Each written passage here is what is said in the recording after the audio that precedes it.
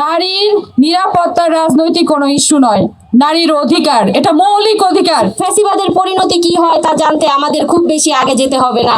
আমরা তাদেরকে ফ্যাসিবাদের পরিণতি সম্পর্কে স্মরণ করিয়ে দিতে চাই এবং স্পষ্টভাবে সতর্ক করতে চাই এই ধরনের নিপীড়নমূলক আচরণের প্রতি।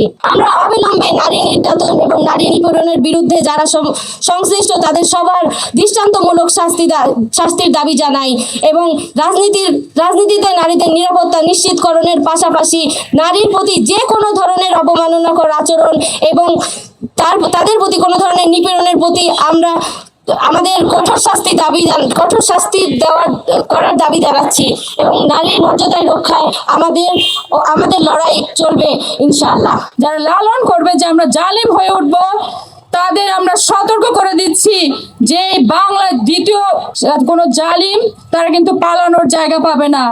আগে স্বৈরশাসক তো তারা তো পালিয়ে যাওয়ার সুযোগ পেয়েছে, এবার কিন্তু পালানোর সুযোগ পাবে না। নারীর নিরাপত্তার রাজনৈতিক কোনো ইস্যু নয়, নারীর অধিকার, এটা মৌলিক অধিকার। এই মৌলিক অধিকারকে যদি নিশ্চিত না করতে পারে তাহলে কিন্তু আমরা শঙ্কা এবং উদ্বেগ প্রকাশ করছি। আমরা তাদেরকে সতর্ক করে দিচ্ছি এখনো যে আপনারা নিজ দলকে এখনই সংশোধন করে নিন, গুছিয়ে নিন, আপনারা রাজনৈতিকভাবে প্রজ্ঞা হন। ঠিকানা